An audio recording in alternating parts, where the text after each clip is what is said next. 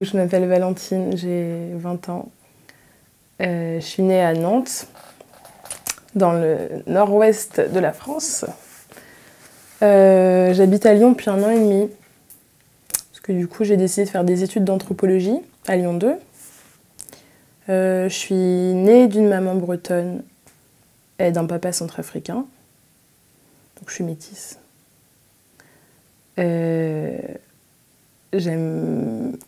J'aime énormément mes amis.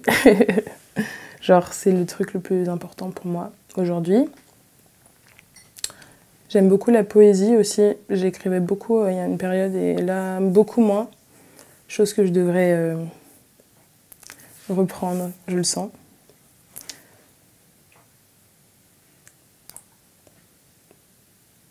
Mon papa est politologue et du coup, il s'est séparé de ma maman quand j'avais 4 ans. Ouais, 3-4 ans. Parce que du coup, il est reparti en Centrafrique travailler et tout ça. Et du coup, c'est ma maman qui m'a élevée. Donc moi, j'ai été éduquée dans une famille blanche, en étant métisse, en étant noire, du coup. Et j'ai toujours senti ce décalage, tu vois, qu'on me rappelait toujours. Genre, je me souviens quand j'étais chez ma mamie, je me réveillais le matin, j'avais 6 ans. Et ma mamie, elle me regardait, elle faisait « Val, t'as encore les cheveux en pétard et tout. Kobe, t'as encore les cheveux en pétard. » Parce que mon prénom, c'est Valentine Kobe.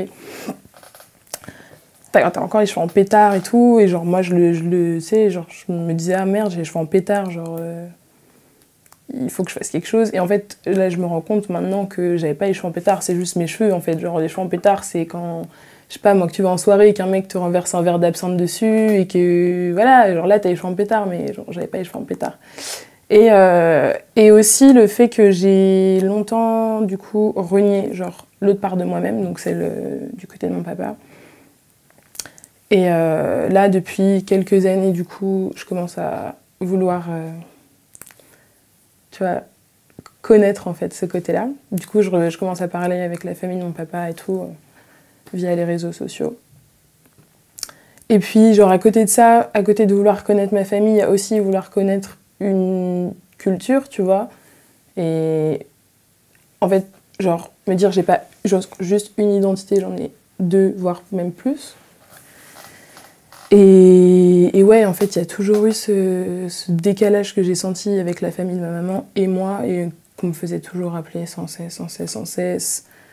Et ouais, aujourd'hui, c'est... Même spirituellement, tu vois, genre ma famille, du côté de ma maman, genre c'est une famille catholique, mais catholique pas pratiquante de ouf, genre juste, voilà, ils sont de tradition catholique et tout.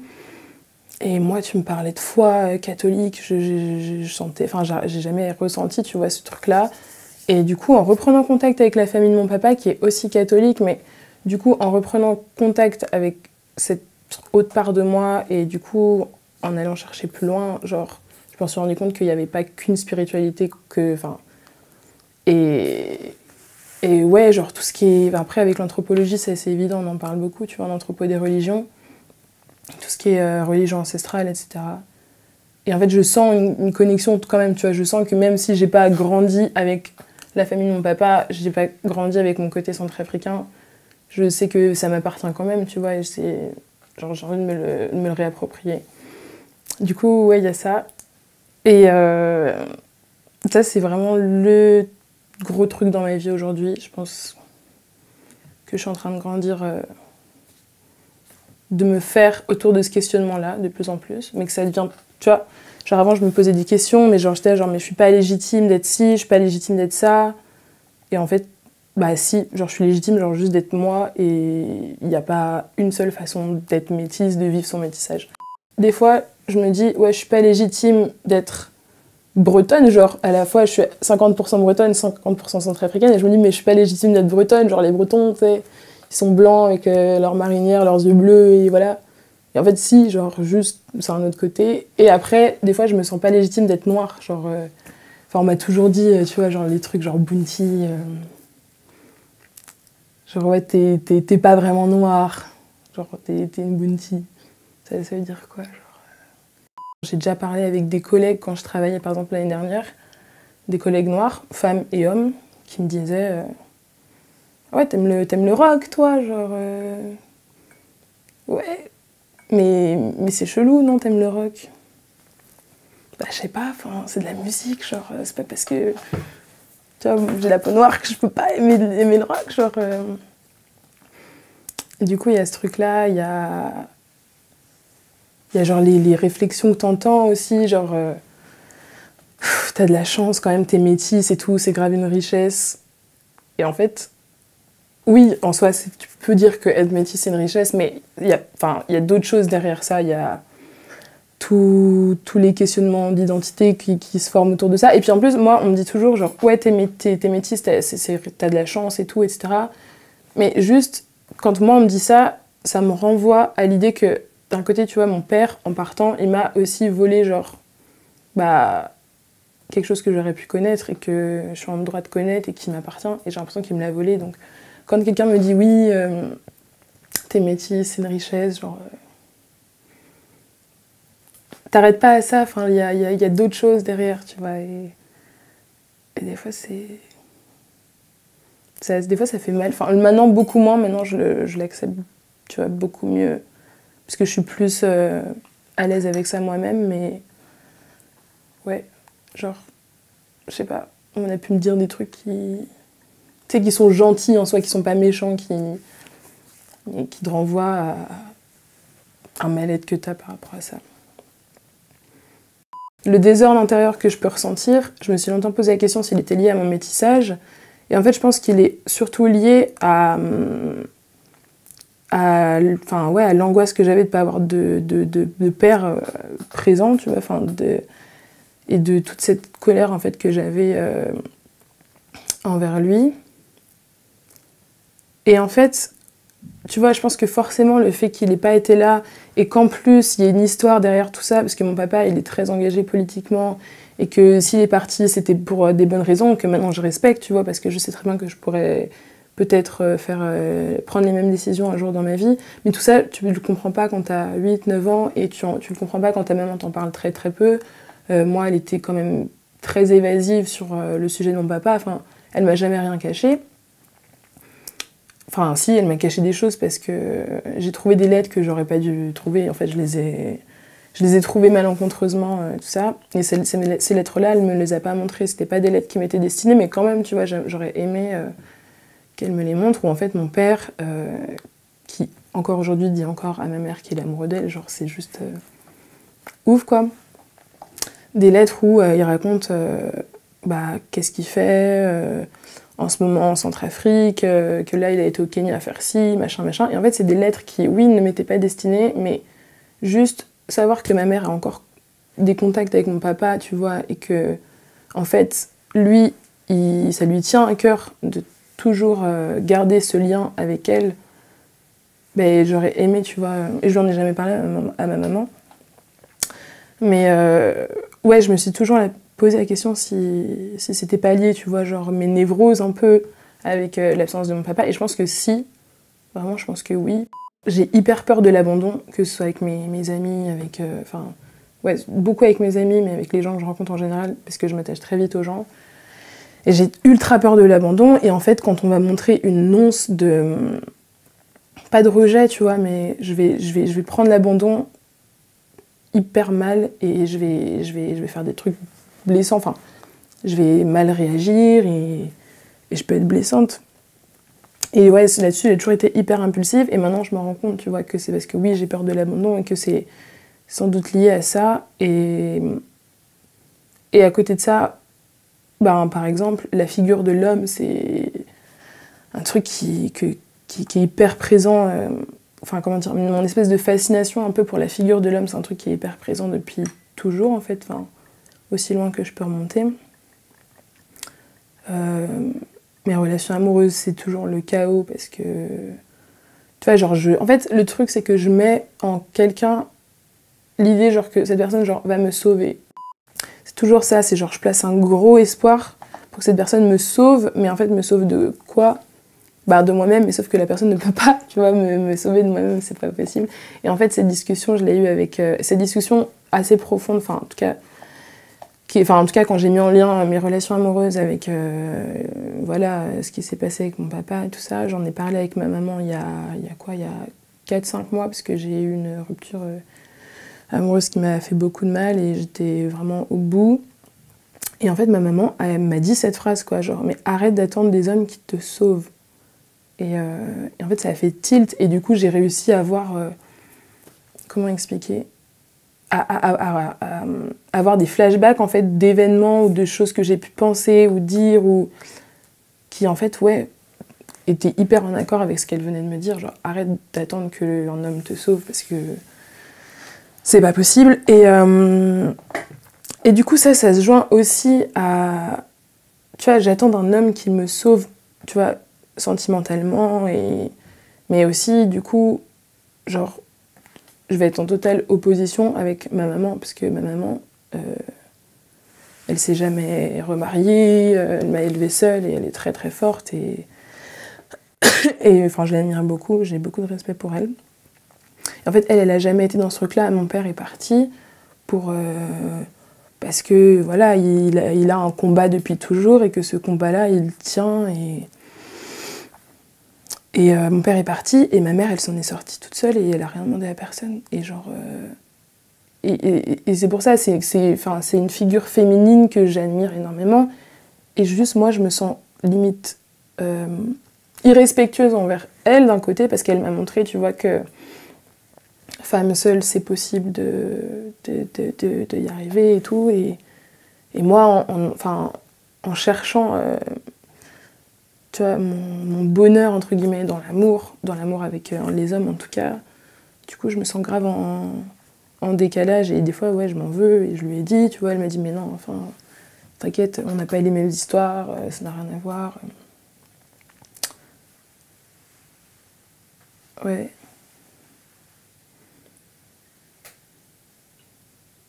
Mais, tu vois, mon père, il n'était pas là, et je ressens cette absence en moi, pas dans le sens où il manque, où j'aurais trop kiffé, je sais pas, jouer au foot sur la plage avec mon père. J'ai jamais eu ces images en tête, genre j'ai jamais eu l'image de moi en train de m'amuser avec mon papa. Et c'est jamais quelque chose qui m'a manqué, en fait. Bon, en même temps, je l'ai jamais connu, donc c'est pas quelque chose qui peut me manquer, mais c'est jamais quelque chose auquel j'ai aspiré. Mais moi, ce que j'ai toujours voulu, c'est juste être en paix avec moi-même et pas, en fait, souffrir de cette absence. C'est tout. Qu'elle soit là ou pas, genre, c'est pas important. Genre, moi et ma maman, on était très heureuses toutes les deux, et j'ai une enfance remplie d'amour, et pour ça, j'ai beaucoup de chance. Mais ouais, c'était vraiment... Il y a des choses qui vont pas dans ma tête, et je sais que peut-être c'est lié avec mon papa, et qu'il y a des non-dits, et que machin. Donc juste, je veux que ça s'arrête, et que je sois heureuse maintenant, genre comment dire, qu'il me foute la paix, entre guillemets, tu vois. Mais j'ai jamais eu tellement cette aspiration à vivre avec mon papa, non, ça, je l'ai jamais ressenti. Et tu vois, genre, ma tante, elle m'a dit il y a 2 mois que mon papa s'est fait emprisonner. Elle m'a pas donné les raisons, et j'ai pas cherché à les savoir, parce que, ouais, en fait, pour moi, mon père, c'est une image qui est là, mais je veux pas trop... Enfin, j'ai envie de me rapprocher de sa famille à lui, mais lui, non. Et du coup, j'ai pas trop voulu en savoir. Et ça, c'est... Enfin bref, du coup, il a été en prison pendant 2 mois, et en fait, en prison, il s'est fait empoisonner. Donc là, il était en Centrafrique, et du coup, il s'est fait empoisonner, et en fait, il s'en est rendu compte que quand il est sorti de prison, parce que, en gros, il a commencé à vomir et tout, enfin, ce qu'elle m'a dit, ma tante, à se sentir mal, du coup, il est allé à l'hôpital, machin, et là, il y a peut-être 2-3 semaines, elle m'a dit, ouais, ton papa, il est encore à l'hôpital, parce que à cause du poison, ça a développé du diabète, etc., etc. Et en fait, j'étais totalement insensible à ce qu'elle me disait, quoi. Et même là, je sais pas comment je réagirais s'il mourait. Peut-être que je serais triste, mais en fait, je serais pas tellement triste qu'il soit mort. Je serais triste comment dire, de peut-être il détient les clés de quelque chose, et en fait, je veux qu'il me les donne. Et d'un autre côté, je veux pas être en contact avec lui. Il a essayé de me contacter là ces dernières semaines. j'ai pas répondu à ses appels et j'ai pas essayé de le rappeler ou quoi. Mais en tout cas, j'ai cette distance en fait par rapport à lui. C'est peut-être lui qui saurait répondre à toutes mes questions. Enfin, c'est même certain, vu que c'est lui qui est parti et c'est lui qui a manqué à... Mais en fait, je pense que j'ai peur de me retrouver face à lui. Et puis en plus, lui, quand il me parle, c'est ma Kobe, mon amour, ma princesse. Et en fait, moi, je ressens pas... quand ma mère, elle me parle de mon père, je dis Mathurin, je dis pas papa. Pour moi, ça n'a pas de sens. Et du coup, j'ai peur d'être en face d'une personne, tu vois, qui, en fait, m'est totalement étrangère. Et en fait, me dire c'est mon père, et que lui me considère comme sa fille, alors que moi, je ressens pas ce lien enfant-parent. Et aussi parce que j'ai peur, tu vois, d'être en face d'une personne qui est très charismatique, vraiment, genre, des photos que j'ai de quand je l'ai eu au téléphone, de ce que ma mère me dit, de ce que je lis qu'il écrit ou qu'il a pu écrire, et je suis là, genre... Waouh, c'est un autre monde, en fait. Mon papa, il vient d'une famille bourgeoise, c'est relatif, mais d'une famille plutôt très aisée de Bangui. Et du coup, voilà, il a eu la possibilité de venir en France et tout ça, et genre, il a fait du droit, il a fait Sciences Po et tout, et du coup, d'un côté, j'ai peur d'être totalement en dissonance avec ça, parce que pour moi, je sais pas comment expliquer. Mais en tout cas, oui, peut-être que je l'idéalise, mais de l'autre côté, c'est horrible, ça va être un peu méchant, mais je lui crache un peu sur la gueule aussi, tu vois, donc c'est les deux côtés, oui, tu vois, je le vois comme quelque chose comme quelqu'un de waouh, genre, il est très fort. Il s'est retrouvé en tôle à 16 ans parce qu'il avait tracté contre Bokassa. Voilà, ses parents avaient de l'argent et tout ça, donc ils l'ont fait sortir. Il n'est pas resté longtemps, mais bon, il avait 16 ans. Et de l'autre côté, je le vois un peu comme... plus maintenant tant que ça, mais je l'ai vu comme une sous-mère de nous abandonner, tu vois,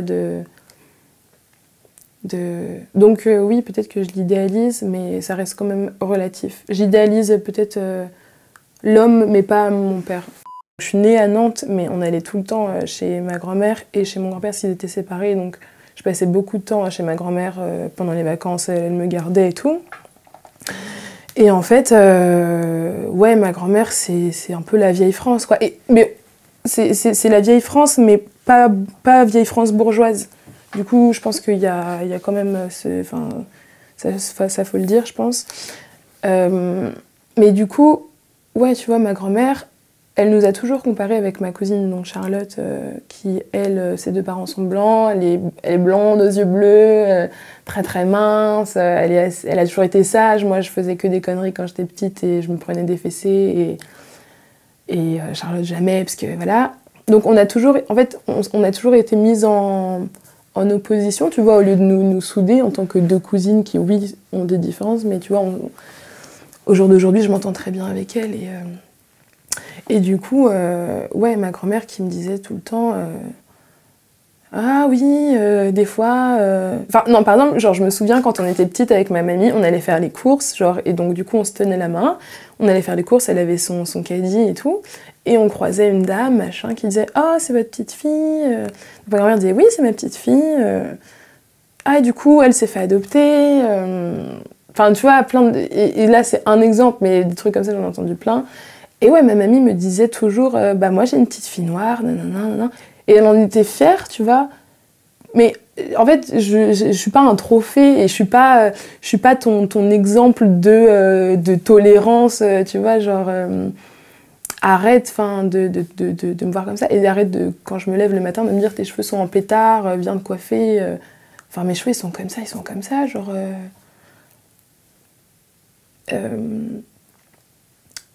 Ouais, il y a... Enfin, en tout cas, il y a des... Puis aujourd'hui, c'est encore pire. Avec ma grand-mère, on a vraiment une relation amour-haine. Amour parce qu'elle s'est quand même beaucoup occupée de moi. Et du coup... Puis c'est ma mamie, donc voilà. Mais genre à Noël, il y a 1 an, du coup... faut savoir que chez ma grand-mère, la télé est toujours allumée, et moi, c'est un truc que je supporte pas, mais tu vois, je me garde de lui dire, parce que sinon, enfin, elle le prend mal, quoi. Et du coup, à Noël dernier, donc la télé était allumée, et ça parlait, je sais pas, à la télé, il parlait genre du mariage pour tous, et tout ça. Et ma grand-mère, elle m'a dit, alors moi, ça me dérange pas du tout, par contre, l'adoption, je suis pas trop pour, il faut savoir que les enfants... ça peut les... Enfin, je sais plus ce qu'elle me disait. Et là, j'ai vrillé et tout. Et bref, je suis sortie de table et je suis sortie comme ça. Et je me suis assise sur le palier pendant 4 heures, pardon. Et puis après, elle pleurait, genre, ah, j'ai cru que t'étais partie, et ça. Et en fait, juste, elle arrive pas à comprendre que... En fait, elle me titille tout le temps, tu vois. Par exemple, quand j'ai arrêté de manger de la viande, elle me le rappelait tout le temps. Genre, t'es sûre t'en veux pas, mais du coup tu vas manger quoi, mais du coup... C'est pas méchant en soi, mais c'est juste quand c'est tout le temps, tout le temps, tout le temps. Et puis quand ça fait 3 ans, au bout d'un moment, enfin t'as compris quoi. Genre non, je vais pas manger ton agneau, t'es très gentille mamie. Et en même temps, il y a ce truc-là de oui, mais c'est les anciens, ils comprennent pas tout, et c'est pas la même époque. Mais sauf que moi, j'ai toujours beaucoup dialogué avec ma grand-mère quand même, et j'ai toujours été claire dans ma façon de penser et tout ça. Et en fait, j'ai l'impression qu'elle le respecte pas, juste. Et que quand je dis mamie, enfin, t'es pas obligée de me dire tout le temps oui. Enfin, oui, je suis noire, oui, je suis ta petite fille noire, tu vois. Mais quand elle continue à te le dire, à te le rappeler sous différentes formes au bout de 20 ans. Et j'ai une cousine, du coup, la demi-sœur de Charlotte, qui, elle, donc sa mère était vietnamienne. Elle s'était fait adopter. Et en fait, c'était vraiment ça quand on était petite. Genre, moi, Constance, du coup, et Charlotte, genre les 3 petites filles, la petite noire, la petite vietnamienne, la petite blonde, tu vois, et c'était... Comment expliquer ? En fait, mais Constance aussi, elle l'a ressenti, tu vois, ce truc-là. Elle s'est jamais trop sentie... C'est pas qu'on se sentait pas à notre place, que c'était notre famille et tout, mais on a toujours senti que... En fait, j'avais l'impression qu'on faisait moins partie, tu vois, de la famille bretonne que Charlotte. Alors qu'en fait, bah non, quoi. Genre, je fais du babysitting. Et l'autre jour, je vais chercher la petite fille à l'école. Et en fait, son ancienne babysitter s'appelait Diamanta, elle était noire. Et du coup, moi, je l'ai remplacée parce qu'elle est partie, enfin bref. Et là, il y a une maman à l'école qui m'interpelle et qui me dit « Excusez-moi, on se connaît ?» Puis j'arrive, je fais « Bah non ». Enfin, moi, je suis très physionomiste, donc je vois un visage une fois, si je parle à la personne, je vais le retenir. Et je savais très bien que je la connaissais pas. Et elle me dit « Mais vous vous appelez Diamanta, non ?» Je fais « Bah non. Non, je suis la nouvelle babysitter de Margot. Diamanta, elle est partie faire une école, enfin voilà. » Ah d'accord, parce que vous vous ressemblez beaucoup. Et en fait, la maman m'a montré des photos de Margot, donc la petite fille que je garde, et Diamanta, et on se ressemble pas du tout, quoi, genre... mais pas du tout, en fait. Et du coup, enfin moi, quand vraiment elle m'a dit ça, je me suis sentie trop mal, genre j'avais envie de l'insulter, mais parce que je perds très très vite mon sang-froid avec ce genre de réflexion. Et juste, bah, je l'ai pas fait, quoi, mais j'étais genre, mais en fait, pour toi, une personne noire... Enfin, en fait, il y a un noir et une noire dans le monde, et c'est tout, et on se ressemble, et on est tous les mêmes.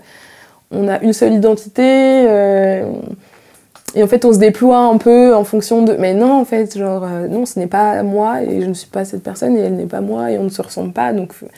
Je sais pas, fais un effort, quoi, genre, prends-nous en considération dans notre dans notre authenticité, dans notre particularité, je sais pas. J'ai déjà entendu être la première femme noire avec qui je couche, ça je l'ai déjà entendu, tu vois. Et je l'ai déjà entendu même de la part d'un noir.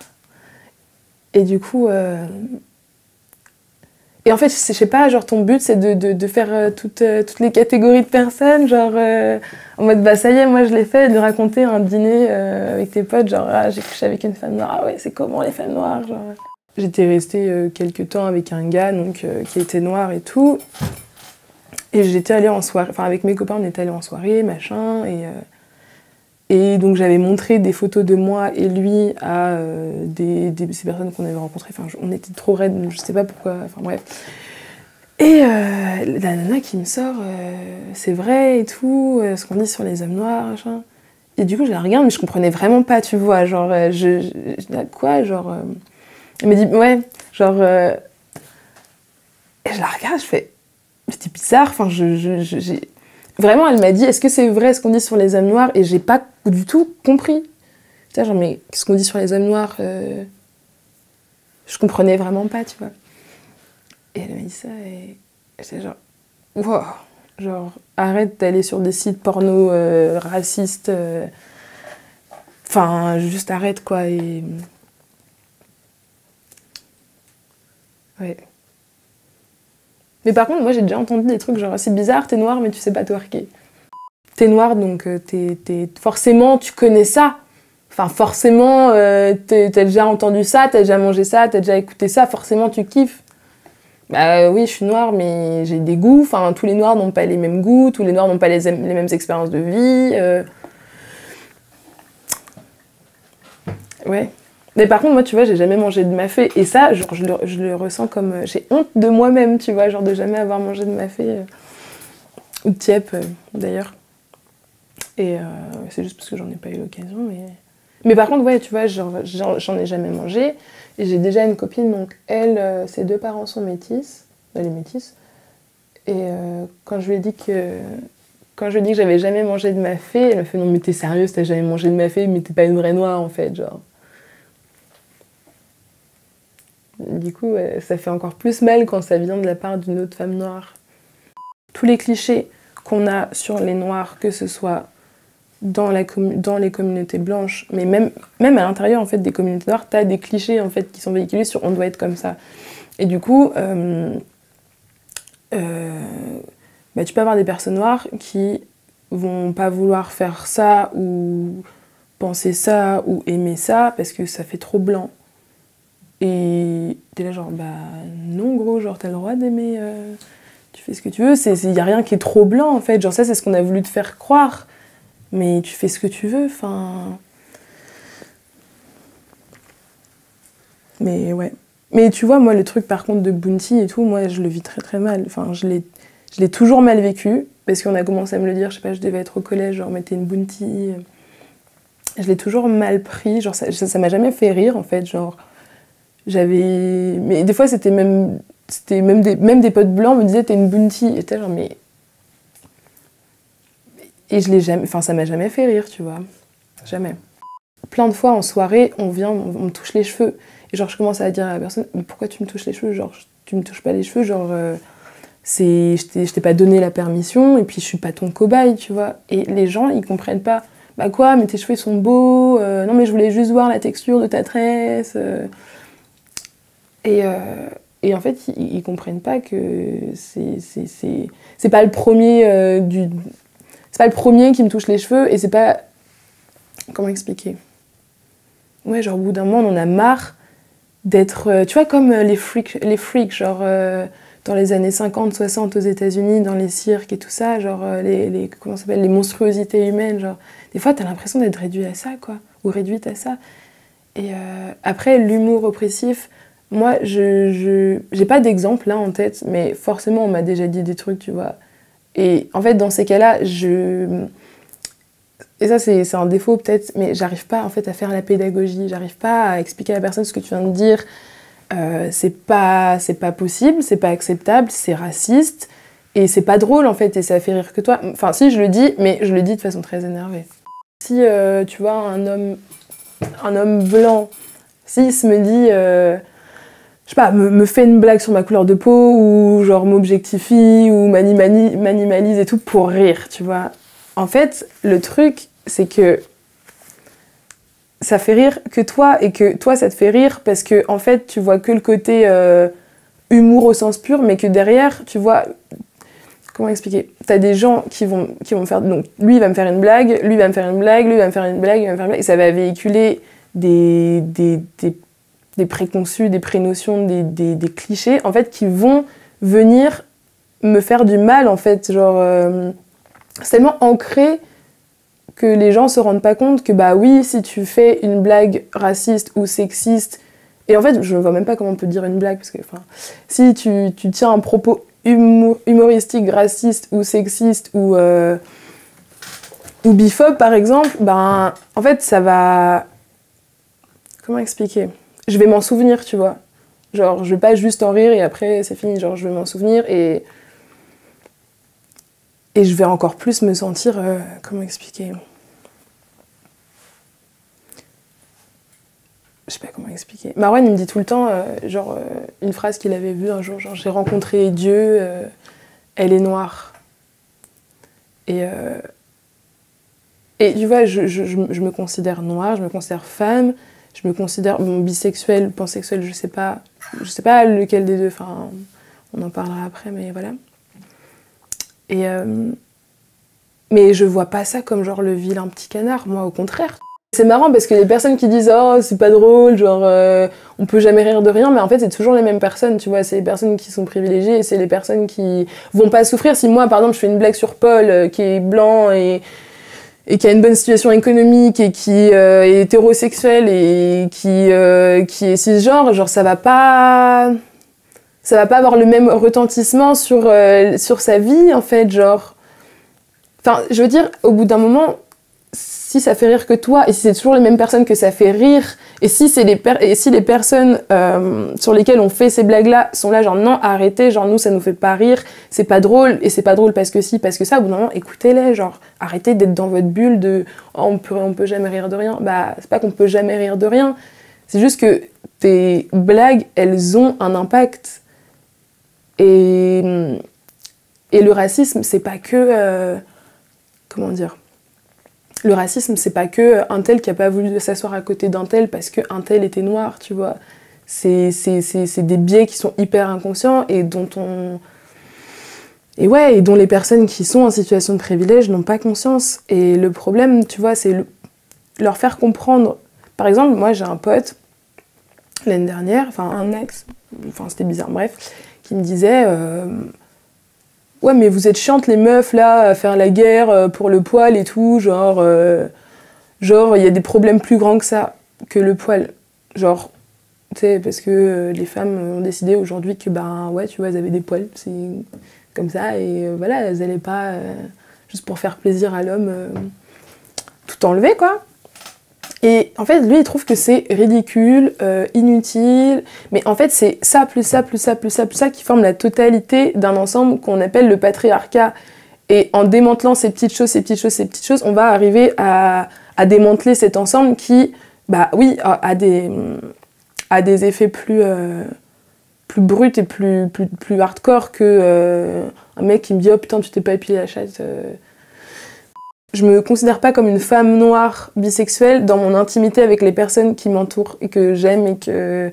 Parce que enfin, je vois au-delà de ça, tu vois. Par contre, y a des endroits où je vais aller, je vais me retrouver dans certains milieux, je vais pas me sentir du tout à l'aise, tu vois. J'ai été dans un collège catho de la 6e à la 5e, ensuite j'ai changé parce que j'en pouvais juste plus. Et c'était hardcore. Je crois que je me suis vraiment rendu compte que j'étais noire et qu'en plus j'étais pas dans un milieu social privilégié de ouf, en classe moyenne, genre je côtoyais des gens, tu vois, c'était des ducs, des comtes et tout ça. Et en fait, ouais, c'est vraiment là que je me suis rendu compte que j'étais noire, en fait. Quand je suis arrivée dans ce lycée qui était ultra blanc, ouais, enfin il y avait peut-être moi et Ouda en 6e qui étaient racisés, tu vois. Et du coup, en fait, donc je suis en 6e, 5e, je suis la seule noire ou presque, et je me sens pas à l'aise, mais du coup, j'ai pas conscience, en fait, que j'ai quand même le droit d'exister, tu vois. Du coup, je vais essayer de me conformer à des choses. Et en plus, c'était un lycée catho, et vraiment tout le monde était catho, quoi, genre tout le monde. Même les enseignants, tout le monde était catho. Et moi, en fait, je me sentais pas liée à cette foi-là, tu vois, que je respecte tellement, mais juste je me suis jamais sentie catholique, j'ai jamais imaginé Dieu comme on le présente, avec ses traits... Non, voilà, quoi. Et du coup, j'essayais quand même de me conformer à l'image que ce collège voulait nous donner, donc un enfant catholique, tu vois. enfin, en tout cas, j'essaie de me faire petite et d'avoir... Et ça m'arrive encore souvent, je me rends compte des fois, de changer de ton avec des personnes que je sens... comment dire, sociétalement supérieure à moi. Genre, par exemple, une personne, je sais pas, quelqu'un de haut placé, entre guillemets, je vais toujours adapter mon ton, genre, alors que je devrais juste refuser ça, tu vois. Refuser des fois un mépris que certaines personnes ont envers toi. Je sais pas si c'est parce que je suis noire ou parce que je suis une femme ou parce que je suis les deux à la fois, ou parce que je suis pas riche, j'en sais rien. Mais ouais, en tout cas, j'ai toujours plus ou moins adapté mon ton à mon environnement. Genre, on m'a toujours dit, ouais, t'es hyper adaptable, t'es hyper transformable. Même mes potes me le disent, tu vois. Mais moi, maintenant, beaucoup moins quand même, parce qu'il y a des choses... Mais oui, j'avais l'impression que j'avais pas le droit d'exister, tu vois, quand j'étais dans ce collège. Que j'étais la tâche. Et que fallait vite que je remédie à ça, tu vois. Vite, je sais pas, va t'éclaircir la peau ou j'en sais rien. Du coup, c'est aussi quand je suis arrivée dans ce collège que genre, je me suis défrisé les cheveux pour la première fois. Et alors, le défrisage, vraiment, c'est symbolique en fait. Enfin, ça veut dire plein de choses. C'est pas que genre juste pour avoir les cheveux plus lisses. Déjà, ça te tue tes cheveux. Ça tue ta nature de cheveux, genre... Et on te l'impose, en fait. C'est pas toi qui le décide, c'est on te l'impose. Moi, ma maman, elle m'a toujours dit « Non, mais non, te défrise pas les cheveux, te lisse pas les cheveux. Ils sont beaux, tes cheveux, tout ça. » Et je l'ai pas écouté parce que je me sentais... J'avais l'impression que mes cheveux étaient sales, quoi. Qu'ils avaient pas le droit d'être comme ça, tu vois. Et c'est depuis peu que je me laisse les cheveux naturels, que j'ai arrêté de les défriser, de les lisser, de mettre des extensions et tout ça, que maintenant je fais des tresses pour les protéger et que je les laisse friser naturellement. Et ouais, en fait, c'est quand je suis arrivée dans ce lycée, dans ce collège, que je me suis défrisé les cheveux.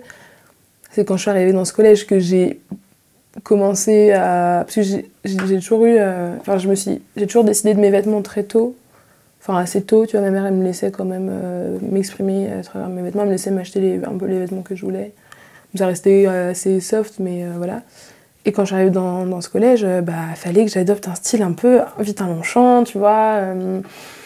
Petite chemise à rayures blanches et bleues, avec le petit col comme ça, les petites derbies et les petits trucs. Et en fait, quand je suis arrivée au lycée, j'ai tout envoyé en l'air, vraiment. Et je sais que je me sens beaucoup mieux comme ça, je me sens moi, tu vois, de plus en plus. Et que j'ai rien à foutre avec ces personnes-là. Et en fait, ce qui est horrible, d'un côté, c'est que tu te dis, putain, j'ai fait plein d'efforts pour essayer de m'adapter à ces personnes-là, qu'elles me considèrent... après, tu vois, c'est aussi ce qu'elles me renvoyaient, donc je sais pas tellement si c'est ça qu'elles pensaient, mais en tout cas, c'est ce que moi j'ai ressenti. Donc, tu fais plein d'efforts pour te fondre dans la masse, et en fait, tu te rends compte que juste t'as fait une erreur de parcours, entre guillemets, en voulant... Enfin, j'avais pas tellement le choix d'aller dans ce collège, mais voilà. Et d'un côté, c'est un mal pour un bien de côtoyer des gens qui, socialement, sont totalement très loin de toi. C'est un mal pour un bien, parce que du coup, ça m'a fait me rendre compte que j'avais quand même de la valeur, tu vois, et que ces personnes-là, elles sont pas... Enfin, genre, tu vois, par exemple, je suis arrivée au lycée, les personnes que je côtoyais en 6e, 5e, en 2013, elles marchaient contre le mariage pour tous, tu vois. Et donc, je suis genre, mais putain, heureusement que je me suis barrée, genre... heureusement. C'est hyper insultant, la discrimination positive, quand tout est question de quota, tu vois, genre on a par exemple 30 blancs, il nous faut un noir, un arabe et un japonais, tu vois, pour on fasse bonne impression. Là, tu vois, c'est hyper insultant, parce qu'en fait, tu te dis, mais t'en fous, en fait, de moi, de ma personne, de mes sensibilités, de ma personnalité, de mon histoire, en fait, t'en as rien à foutre. Toi, tu vois juste ça pour que ça fasse bien. Tout ce qui est quota et tout, moi, ça me fait péter un câble. C'est comme au gouvernement, tu vois, genre... Belle espèce de non-mixité, d'ailleurs, mais on n'en parle pas trop.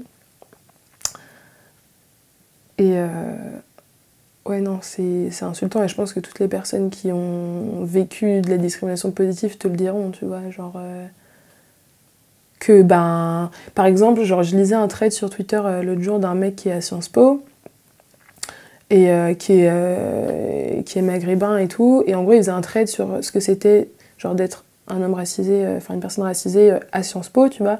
Sciences Po, c'est genre parfaitement le truc de école publique, basée sur la méritocratie, sur qui sera le meilleur, et tout le monde a sa chance, et alors que déjà le concours est payant, enfin, tu vois, donc déjà, l'école est payante, et c'est super cher en plus. Et donc il faisait ce trade-là, et alors je sais plus exactement ce qu'il disait, mais on lui rappelait sans cesse que c'était le bel exemple, tu vois, de l'arabe qui s'intègre et qui, ouais, bah tout le monde... Enfin, si lui, il arrive, pourquoi est-ce que vous y arriverez pas, tu vois. Il y avait une AG, l'Assemblée Générale à la fac, à l'université. Et donc, c'était la première AG de l'année étudiante et tout ça. À un moment, il y a un mec qui prend la parole, donc un mec blanc, et qui dit « On est tous d'accord ici pour dire que notre lutte principale, c'est l'anticapitalisme. » Et du coup, j'ai pas trop compris, tu vois, genre... oui, enfin, il y a ça, mais il n'y a pas que ça. Et pourquoi tu parles en le nom des 60 personnes qui sont ici, genre... Enfin, toi, c'est peut-être ta lutte principale à toi, mais moi, dans ma vie de tous les jours, on me rappelle sans cesse que je suis une femme et que je suis noire, et il y a des... Et genre, je sais pas, le pélo à côté, genre dans sa vie de tous les jours, on va sans cesse, son père va sans cesse lui ramener dans sa gueule que genre il est gay, et que... Et donc, il prenait l'assemblée, tu vois, enfin, la parole dans cette assemblée générale qui était censée être un lieu safe, genre où justement on peut chacun parler des problématiques qui nous touchent pour que ça donne quelque chose d'intersectionnel en fait, et en fait pas du tout. Et le mec il est là, genre on est tous d'accord pour dire ici que... Mais t'es qui en fait pour prendre la parole à ma place? Des fois j'ai des débats sur le racisme avec des personnes qui vont me dire oui mais le racisme c'est pas ça, c'est ça. Une personne qui n'est pas racisée. Et je lui dis, mais attends, juste, tu peux pas parler en mon nom quand t'as pas l'expérience, t'as pas les... On a une idée du racisme. Je sais pas, par exemple, ma grand-mère, elle va avoir une idée du racisme. Le racisme, c'est... dans la rue, il y a un petit garçon qui s'est fait traiter de sale noire par un blanc, tu vois. Et en fait, ça, c'est le racisme avec lequel moi, j'ai grandi. Enfin, dans ma tête, c'était ça, le racisme, en fait. Tu vois, genre, parce que ce que j'entendais, c'était des discours universalistes. Dans ma tête, c'était ça le racisme, mais c'était genre SOS racisme, fallait, tu vois. Et en fait, en grandissant, tu te rends compte que le racisme, il est hyper caché partout. En fait, genre, qu'il est partout et qu'il est inconscient et que il est structurel. Et en fait, ça, Moi, genre, quand j'étais plus jeune, il y avait des choses que je percevais. Et je me disais, attends, c'est pas normal. Pourquoi est-ce que je me sens mal? Enfin, c'est pas raciste, en fait, mais quand même, il y a un truc qui me dérange, tu vois. Et en fait, c'est en grandissant et en parlant avec des personnes qui ont eu des expériences similaires aux miennes et que, en fait, je me suis rendu compte que c'est pas moi qui étais folle dans ma tête, tu vois, et que je psychotais. Non, c'est que, ouais, il y avait un vrai truc qui était bien dans les fondations, tu vois. L'autre jour, je parlais justement avec un mec donc blanc et qui me disait mais le racisme anti-blanc ça existe, moi j'ai vécu à Bobigny et tout, et les mecs ils étaient tout le temps là en train de me traiter de sale blanc, etc., etc. Et donc je dis d'accord, mais est-ce que quand t'es arrivé à Lyon, est-ce que tu vois, t'avais en tête ce qu'il t'avait dit, et est-ce que aujourd'hui ça a une influence négative quand, je sais pas moi, tu vas postuler sur Indeed pour travailler à la brasserie des machins, est-ce que ça a un impact, tu vois? Est-ce que tu penses que ce qu'il t'a dit ce mec-là il y a 3 ans quand t'habitais à Bobigny, ça a un impact sur comment les profs te perçoivent? Parce que ouais, à la fac aussi, il y a... Enfin bref, j'en parlerai peut-être après. Et il me regarde et fait bah non. Je fais c'est pas du racisme. Moi par exemple je vais dire ah putain les blancs vous faites chier, tu vois, genre et on m'a déjà dit mais c'est raciste, qu'est-ce que tu dis, genre Bah, non, genre c'est pas raciste, mais je saurais même pas comment l'expliquer en fait. Genre juste, ça te porte pas préjudice. Donc c'est juste, moi quand je dis putain les blancs vous faites chier, c'est genre le blanc triarcat, tu vois. C'est genre c'est genre le sommet de la pyramide, quoi. C'est pas toi, Solène, Blanche, j'ai rien contre toi. Enfin, c'est juste, ouais, c'est le blanc triarcat et c'est toi le blanc triarcat que tu participes, tu vois, à faire perpétuer. Et ouais, je sais même pas si on peut parler de discrimination. Enfin, moi, je trouve qu'il y a un truc bizarre quand tu parles de... Genre, je sais pas si... Ouais, si, en fait, si, ça peut être de la discrimination, parce que la discrimination, c'est pas forcément lié à... Enfin, tu peux être discriminant envers une personne, je sais pas, dans ton collège, quand t'es petit, tu peux être discriminant envers une personne et te moquer de lui, et c'est de la discrimination, donc ouais, on peut parler de discrimination. Mais parler de racisme, enfin... Moi, quand on me dit non, mais le racisme, c'est de tous les côtés. Bah non. Et avant, j'avais cette... ouais, c'est ça que je voulais dire aussi. Avant, j'avais cette énergie à parler beaucoup avec les gens, à faire des débats tout le temps, et essayer de... Pas de la pédagogie, parce que je trouve pas le terme adéquat, parce que je suis pas... Enfin, je sais pas tout, et je suis encore ignorante sur plein de trucs, tu vois. Mais maintenant, j'ai beaucoup moins cette patience, en fait. Et j'ai l'impression que ça me fait quand même défaut, parce que du coup, j'ai l'impression de me trahir, tu vois. Et en même temps, je peux pas faire ça. Enfin, quand on me lance... Enfin, quand j'entends des propos problématiques 2, 3, 4 fois par jour, je peux pas faire ça tout le temps, tu vois. J'ai pas la force. Et au bout d'un moment, t'as envie de leur dire, bah, moi, j'avais... Je sais pas, par exemple, des gens qui sont à la fac avec moi. J'ai envie de leur dire, vous êtes quand même privilégiés, vous faites des études et tout, t'es tout le temps sur ton téléphone, t'as internet, sers-toi-en utilement, genre... moi, si je te sors ça, c'est parce que j'ai parlé avec des gens, j'ai écouté des personnes concernées. Et aussi, j'ai eu de la chance parce que j'ai une bande de potes qui est pas mal pour ça. Et juste envie de lui dire, au bout d'un moment, moi je suis pas ta bonne amie qui doit... Enfin, je peux pas passer mon temps à expliquer les choses aux gens et je peux pas faire des débats avec les gens tout le temps. T'as différentes catégories de personnes. Et il y en a avec qui je vais être plus patiente que d'autres. Je vais moins être patiente, par exemple, avec une amie à moi qui me sort un truc que je trouve problématique que si je rencontre quelqu'un qui n'a pas du tout le même environnement social que moi. Je vais être beaucoup plus patiente avec la dernière personne qu'avec mon amie, tu vois. Parce que je sais que mon amie, elle a les cartes en main, entre guillemets, et que là, elle fait, enfin, c'est juste de la bêtise, et c'est juste qu'elle fait pas d'effort, et que, ou alors elle fait ça pour me faire chier, parce que ça arrive aussi des fois, tu vois. Alors que la personne qui n'a pas le même comment dire, ouais, environnement social que moi, et qui fait pas les mêmes choses que moi, je sais pas, qui fait pas d'études par exemple, j'en sais rien, tu vois. Qui est entourée... moi, j'ai toujours vécu en ville aussi, je pense que ça joue. Enfin, qui est entourée de personnes blanches, hétéros, enfin voilà. Forcément, ça a pas... L'autre jour, on avait une discussion avec donc 2 copines, une très très bonne amie à moi et une amie à elle, tu vois. Et elle considère qu'on est plus vierge quand on a eu un rapport avec pénétration. Et du coup, je lui dis, mais attends, parce que si tu dis ça, tu vois, on n'a pas du tout les mêmes amis, genre, vraiment. Enfin, à part celle-ci, c'est notre amie en commun, mais on fait pas les mêmes études, on n'a pas...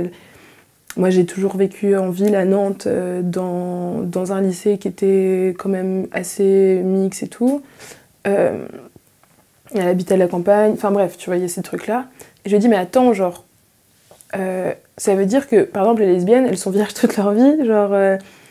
Et elle me disait, ouais, mais je sais pas, moi, un rapport sexuel, je considère ça que s'il y a, comme tel, que s'il y a pénétration. Et je lui disais, mais en fait, essaie de regarder le mot préliminaire, genre, c'est un peu problématique ce mot préliminaire, parce que, en soi, il n'y a pas... Ça veut dire que, genre, la verge, tu vois, est nécessaire, sinon, les gens ne peuvent pas avoir de rapport sexuel. Et donc, tu vois, je lui disais, mais c'est aussi grave lié au sexisme, tu vois, le pénis est nécessaire, le sein pénis, tu vois. Et donc elle a compris, etc. Alors que par contre, si c'était un très très bon ami à moi ou une très très bonne amie à moi qui me sortait ça, j'aurais pas la même passion, je serais non mais attends, t'es sérieux gros, genre c'est quoi cette connerie? Et donc oui, je pense qu'il faut savoir adapter entre guillemets son discours et son attitude et ses émotions.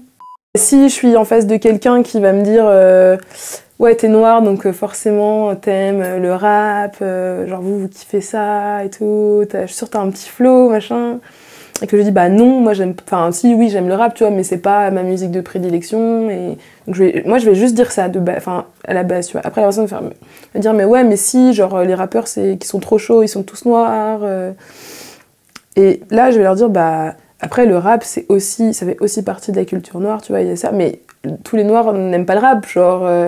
et le rock, par exemple, quand tu vas à un concert de rock, tu vois beaucoup, beaucoup de blancs, mais le rock, c'est né dans la culture noire.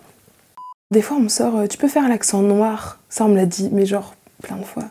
Et du coup, là, quand on me dit, tu peux faire l'accent noir, je dis, bah écoute, il y a 54 pays en Afrique, l'Afrique n'est pas un pays, mais un continent. En France, il y a à peu près 20 accents différents. Donc imagine-toi combien ça fait d'accents différents pour 54 pays en Afrique. Genre, essaie de faire le calcul vite fait, sachant qu'il y a aussi les dialectes et que chaque dialecte a son accent différent. Et tout. Et donc là, la personne me regarde genre, non mais tu vois ce que je veux dire, genre, et là elle me sort le cliché, tu vois, qu'on entend dans les films, les comédies françaises. Je suis genre, ouais mais ça c'est problématique en fait, et ça c'est un problème, genre un Camerounais va pas avoir le même accent qu'un Éthiopien, qu'un Burkinabé, tu vois, genre aucune Nantaise, ouais, tu vois, aucune Nantaise. Et en fait, des fois, moi, des fois, j'ai l'impression que je corresponds pas, tu sais, à... Tu vois, genre, ils ont une petite fiche Bruxelles avec marqué noir, et donc t'as des petites cases, et genre, à côté de chaque petcette case, t'as écrit un cliché, et des fois, genre, j'ai l'impression que les gens n'arrivent pas à cocher ça, du coup, pourquoi tu remplis pas ce critère-là, et je suis pas ta fiche Bristol, en fait, je suis pas là pour valider toutes tes prénotions que t'as sur les personnes noires. J'ai plus eu vite mon identité noire, enfin j'en ai plus eu conscience vite que mon identité de femme. Je me suis toujours sentie féminine, enfin femme, mais on va dire que... Et après, genre, je me considère féministe depuis quand même un petit bout de temps, mais je me rends compte de mon identité de femme qui, oui, peut subir des discriminations comme telle que depuis très peu, tu vois. Par exemple... c'est con, hein, mais tu vois, je travaille dans un truc de sondage par téléphone. Des fois, j'ai des hommes au téléphone et je sens le ton de mépris que, par exemple, mon collègue Gaëtan, un mec, des fois, il va pas ressentir. À Lyon, j'ai moins peur. C'est bizarre, j'ai moins peur que quand j'étais à Nantes parce que les rues sont plus remplies, donc voilà. Après, forcément, tu sens des regards. Enfin, ça, toutes les femmes peuvent en témoigner. Genre, tu sens des regards et moi, j'ai ce truc, genre, j'ignore, tu vois. Genre, ça va me faire chier, genre, je vais avoir l'impression d'être un bout de chair et je vais me sentir salie et voilà. Pas forcément les regards, mais tu vois, si on fait une réflexion et tout, mais je vais ignorer parce qu'en fait, j'ai pas la force de... Et alors, en tant que femme noire dans l'espace public, dans la rue, par exemple, je sais pas trop. Je crois que je me perçois plus en tant soit que noire, soit que femme, tu vois, dans la rue, enfin dans l'espace public, mais jamais trop les deux associés ensemble par rapport... je sais pas, par rapport au harcèlement de rue, genre, j'ai jamais vraiment mis en lien le fait que j'étais noire et le fait que je sois une femme, ensemble, tu vois, genre... ah bah ouais, mais s'il me dit ça, c'est parce que je suis une femme, tu vois, genre, et que... Ou s'il me dit ça, c'est parce que je suis noire. Là, j'habite à Guillotière, donc ça va, tu vois, j'ai envie de dire. Par contre, si je vais me promener dans le 6e, non, genre, je me sens vraiment pas bien. Si je suis vers Masséna et tout, que je sors du métro, je me sens... Enfin, genre, j'ai pas le droit d'être là, tu vois. Mais en vrai, j'aime beaucoup, moi, la rue. Genre, je me sens à l'aise dans la rue. J'adore sortir, marcher dans la rue. Je le fais tout le temps. Et ouais, je me sens à ma place dans la rue, tu vois. Je me sens je sais pas, j'aime bien investir l'espace public. Et quand je suis avec mes potes et tout, j'ai pas du tout honte, par exemple, à rire et à me fendre la gueule. Genre, j'ai pas du tout honte de ça. Et je vais être plus à l'aise, en fait, je crois, dans la rue. Vraiment, si je marche tout, je vais être plus à l'aise que si j'arrive dans un espace clos et qui est un peu plus institutionnalisé ou qui est, tu vois. Par contre, des fois, je vais dans un bar et je vois que des blancs. Et du coup, je me sens... J'adore traîner au Sonic, tu vois, par exemple. Parce que c'est du rock et j'adore le rock. Et voilà. C'est très blanc et des fois, j'ai l'impression... Enfin, en tout cas, c'est...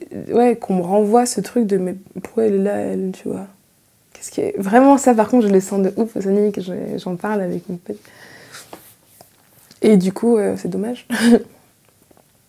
Mais ça va, j'ai un rapport avec la rue qui n'est pas trop mauvais.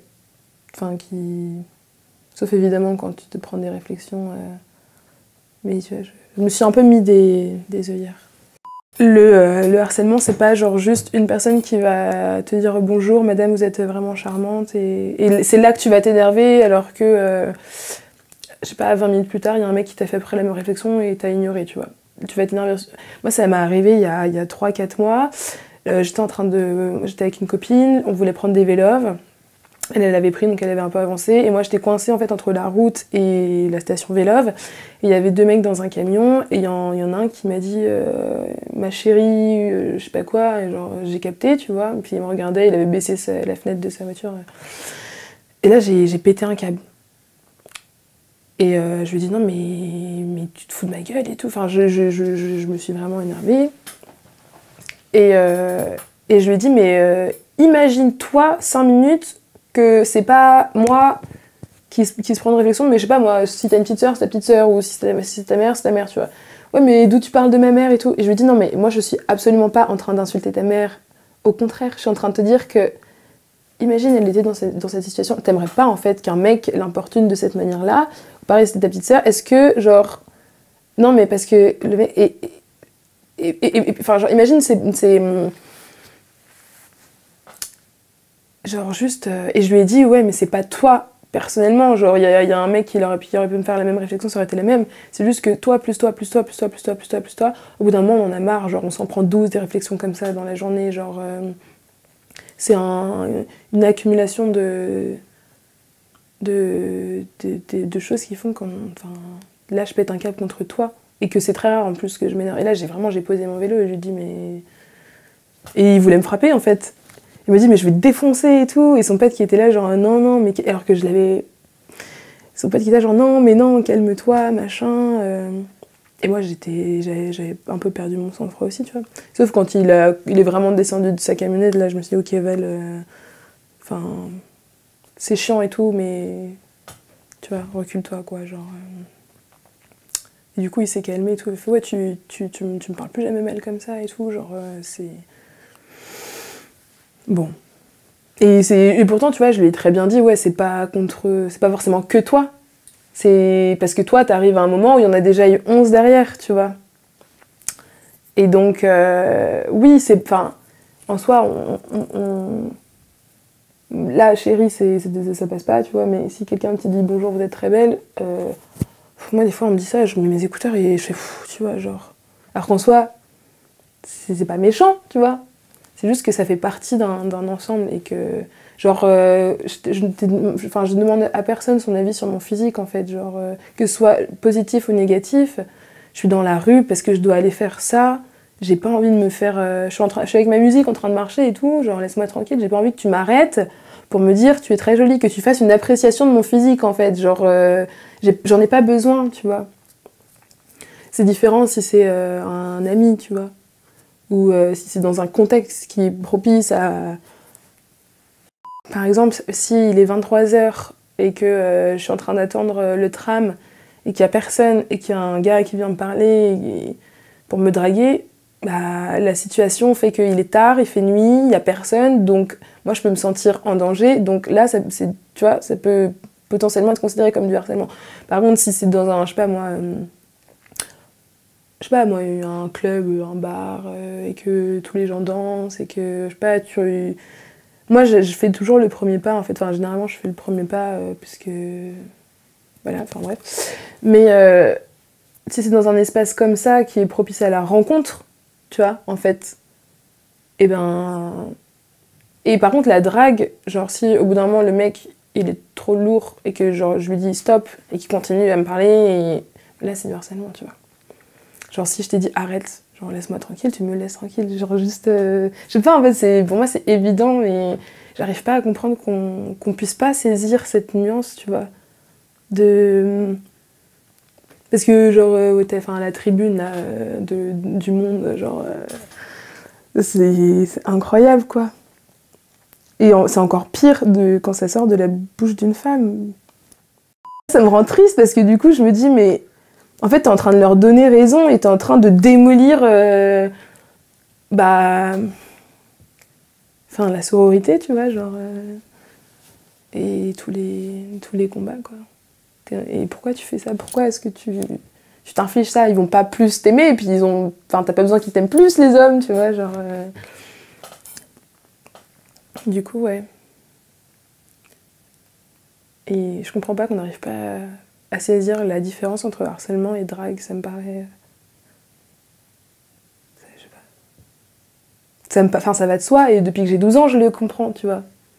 Je sais, j'ai toujours su, tu vois, quand j'avais 12 ans et que je sortais dans la rue et que je traversais le passage piéton et qu'il y avait un mec qui me klaxonnait pour me dire hey, t'es mignonne, genre j'ai toujours su que c'était pas normal, que ça c'est pas de la drague. Et puis même le mot drague, il me pose un... Enfin, je sais pas. Du coup, il est trop connoté à des mauvaises choses, tu vois, qui sont en fait du harcèlement. Enfin, comment dire, à des expériences qu'on a qualifiées de drague mais qui étaient en fait du harcèlement.